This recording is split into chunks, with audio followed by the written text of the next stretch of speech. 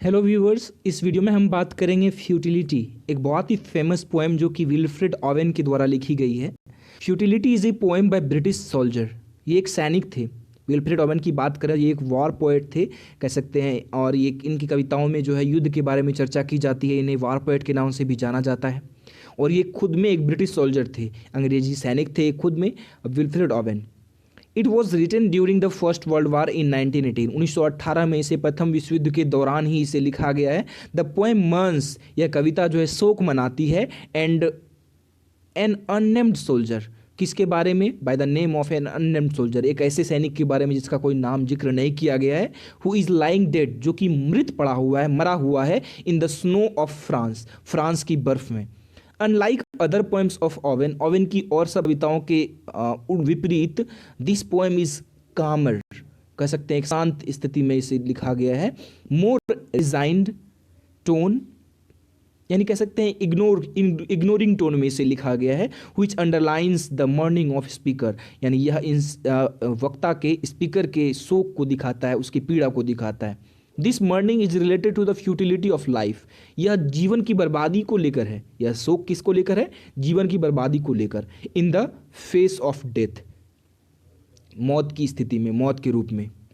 The speaker says to move him into the sun, speaker कहते हैं कि उसे धूप में ले जाओ, रोशनी में ले जाओ। The touch of the sun had always waken him before, यानी उनके शरीर को हमेशा सूर्य ने, धूप ने जो है जगाया है। The touch of the sun had always woken him up, both at home and in France, घर पर भी और फ्रांस में भी। But it did not do this snowy morning, लेकिन इस बार कुछ स्नोई मॉर्निंग, यह जो है एक बर्फीली सुबह जो है, इस पर उसका कुछ फर्क नहीं पड़ रहा है। There is only one thing which could wake him, the kind old sun. उन्हें एक ही उम्मीद है काइंड ओल्ड सन से। इट वेक्स द सीड्स, चूंकि यह एक बीज को भी अंकुरित कर देती है, उनमें जान डाल देती है। Once it woke no one can end it, और एक बार जब यह उग जाती है तो कोई उसे रोक नहीं सकता। द स्पीकर वंडर्स, कभी आश्चर्य करते हैं, how the clay grow tall, किस तरह से चट्टानें जो है बड़ी हो जाती हैं, grew tall. And why the sun beams bothered the earth sleep in the first place, यानी किस तरह से चट्टानें बड़ी हो गई, लेकिन लगता है कि सूर्य जो है इस जमी को, इस सतह को भूल गया है। The present poem is very short, यह कविता जो है काफ़ी छोटी है, but it has a great impact on the critics and authors, लेकिन इसका काफ़ी गहरा प्रभाव रहा है आलोचकों के ऊपर या लेखकों के ऊपर। It is very similar to a sonnet, यह काफ़ी सोनेट से मिलता जुलता इसका फॉर्म है, रूप जो इसका है सोनेट से मिलता जुलता है। नॉट बाय स्ट्रक्चर, हालांकि रूप से नहीं, संरचना से नहीं, बट बाय इट्स टोन, लेकिन इसके जो टोन जो है, इसका जो लिखने का जो पर्पस है उससे पता चलता है। It is Owen's famed para-rhyme, sun, son, star, stare, tall, toil, this type of rhythm disturbs of natural one, यानी कह सकते हैं कि इसमें राइमिंग तो नहीं है, लेकिन इसको पैरा राइम कहा जाता है। पूरा तरह से मिलता जुलता नहीं होता है इसका लास्ट वर्ड जो राइमिंग वर्ड होता है, लेकिन सिमिलर होता है। This type of rhythm disturbs the natural one, यानी यह एक नेचुरल टोन तो नहीं होता है, नेचुरल रिदम तो नहीं होता है, लेकिन लगता है कि ऐसा ही है। It feels like the poem is written in a tortured mood, ऐसा लगता है जैसे मान लो कि काफ़ी टॉर्चर्ड मूड में इसे लिखा गया है, काफ़ी व्यथित मुद्रा में इसको लिखा गया है।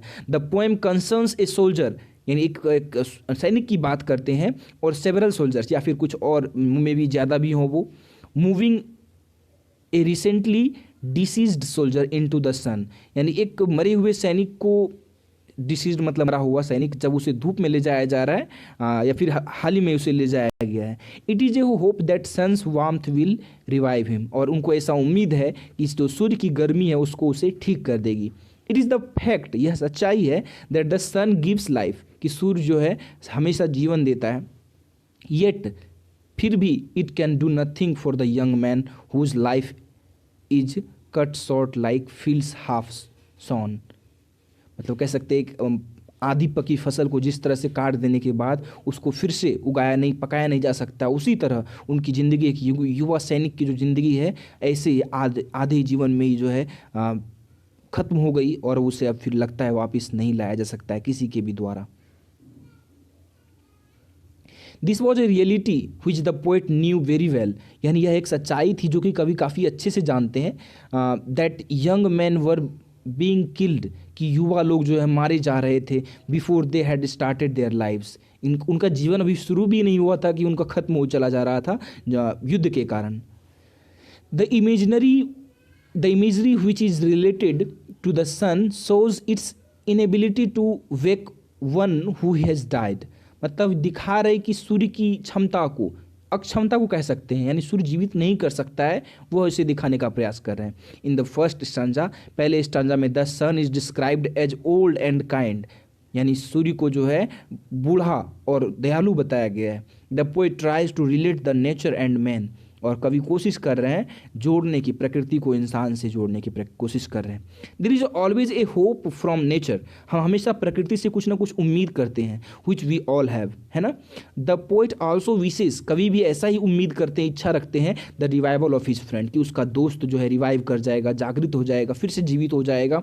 इन द सेकेंड स्टांजा, दूसरे स्टांजा में द स्पीकर बिकम्स अपसेट, कभी उदास हो जाते हैं, एंड क्वेश्चंस हिमसेल्फ, और खुद से पूछते हैं, he is confused how the sun could wake the seeds, किस तरह से उसे शक होता है सूर्य की क्षमता पर, वो संदेह करते हैं कि ये सच में ये बीजों में जान दे देते हैं, and now it can do nothing, और अब ये कुछ नहीं कर पा रहे हैं। The precious life of that soldier gets towards end, यानी उस सैनिक का जो कीमती जीवन है एक खत्म हो जाता है, just for the sake of splendour of his nation, बस देश की शान के लिए, राष्ट्र की शान के लिए। मैं एक और बात में बता दूं, फॉल्स स्प्लेंडर कहा गया, यानी झूठी शान के लिए, देश की झूठी शान के कारण एक युवा जो है बलि की वेदी पर चढ़ जा रहा है। तो सिचुएशन समझिए, हम विल्फ्रेड ओवेन की बात करें तो विल्फ्रेड ओवेन अपने आप में जो है एक युद्ध के काफ़ी विरोधी थे, ये नहीं चाहते थे कि युद्ध हो। स्वाभाविक है कि युद्ध कहते हैं ना कि war does not decides who is right, it decides who is left, मतलब वार यह तय नहीं करता कौन सही है, यह हमेशा यह तय करता है कि युद्ध के बाद बचेगा कौन, वही जिंदा होगा, जीवित होगा। मतलब यह पावरफुल, शक्तिशाली कौन सही है ये कभी नहीं बता सकता, लेकिन जो कोई भी जिंदा रह जाता है वही जीवित रहता है, वही उसी का जीवन है। और स्वाभाविक कि जीवन के बर्बादी में सैकड़ों लोग, हाँ करोड़ों और हजारों लोग जो इस तरह से मरते हैं, तो उनमें कौन अच्छा लगेगा, कौन साहित्यिक ऐसा चाहेगा, साहित्यकार कौन चाहेगा ऐसा, बिल्कुल नहीं। तो उसी तरह की ये काफ़ी घोर विरोधी थे ये युद्ध के, लेकिन खुद भी एक सैनिक थे, तो इन्होंने काफ़ी करीब से इन चीज़ों को देखा और एक अपना व्यू, अपना विचार पेश किया है इस कविता में। आइए आगे बात करते हैं। Death has been made a mockery of creation, यानी ये कह सकते हैं एक उपहास भी बना रहे हैं नेचर का, कि यदि आपको मारना ही था तो फिर आपने फिर पैदा क्यों किया, जीवन दिया ही क्यों, यदि आपको छीनना ही था तो, यानी क्वेश्चन कर रहे हैं नेचर से, खुद से, क्यों ऐसा हो रहा है। The meaning of title is the creation of nature which is life, but due to some reason it is led to waste, मतलब प्रकृति जीवन तो देती है लेकिन कुछ कारणवश यह बेकार हो जाता है। The poet has written only 5 poems, कवि ने अपने जीवन में पूरी सिर्फ 5 कविताएं ही लिखी है। As he died only at the age of 25, जैसा कि वो सिर्फ 25 साल की उम्र में वो खुद भी मर गए थे। It is A war poem, यह एक युद्ध कविता है, विच फोकसेस, जो कि फोकस करती है on A group of soldiers, सैनिकों के समूह पर, standing over the dead body of A fallen comrade, एक सैनिक के ऊपर जो कि सब घिरे हुए हैं उससे और मरा हुआ पड़ा हुआ है। The poem has Owen's favourite techniques like pararhyme, half rhyme जिसको कहते हैं, हमने बात करी अभी कैसे किस तरह से पूरी तरह से वो राइमिंग नहीं होता है, लेकिन लगता है ऐसा कि एक जैसा है।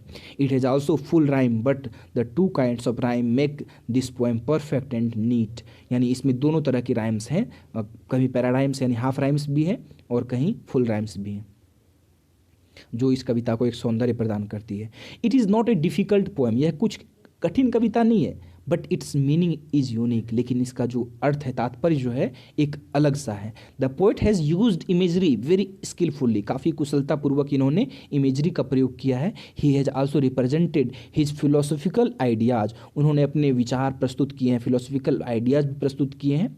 That we all are a part of nature, वो कहते हैं कि हम सभी प्रकृति का एक हिस्सा हैं। And finally we will meet the earth, और हम फिर वापस मिट्टी में मिल जाएंगे। The poet has shown the helplessness, लाचारी, मजबूरी को दिखाते हैं, of the most powerful mass of the world, दुनिया की सबसे मजबूत ताकत को की मजबूरी को दिखाते हैं। He has connected the present situation of the poem to the bitter truth of this perishable world, दुनिया के इस विध्वंसकारी, इस क्षणभंगुर प्रकृति का उजागर करते हैं।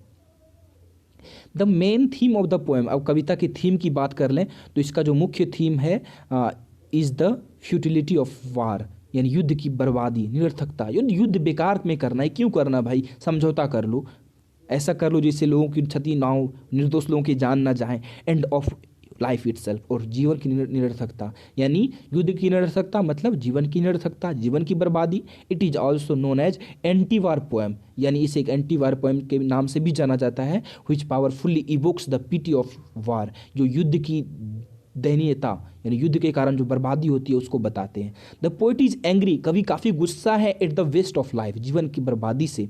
ही ऑल्सो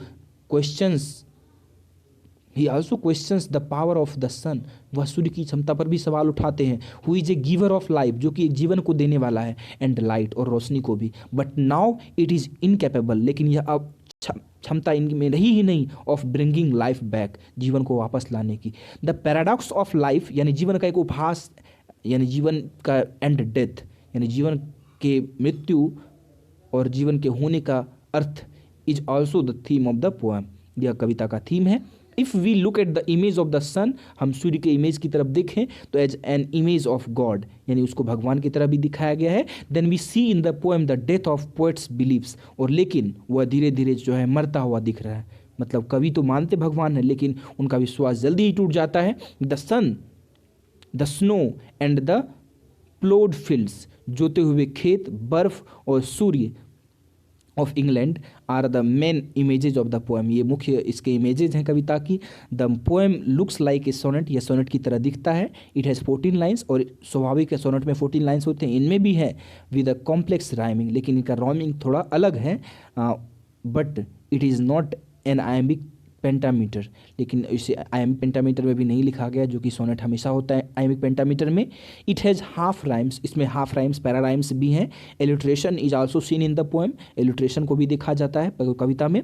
ओवरऑल कुल मिलाकर कहें तो the poem is a masterpiece of the English literature with its unique ideas and appearance, यानी इसकी जो एक अपियरेंस जो है कुछ अलग हट के है, और मास्टरपीस तो है ही स्वाभाविक, और इसके आइडियाज़ चूँकि यूनिक है तो ये पोएम भी अपने आप में यूनिक है। विल्फ्रेड ओवेन की वन ऑफ द फेमस कविताओं में से एक है। तो आई होप आपने समझा, इस कविता को समझने का प्रयास कीजिए, नहीं समझ आए तो दोबारा आप वीडियो देख सकते हैं, और just share with your friends and watch my another videos. I hope I was helpful for you. Thank you again.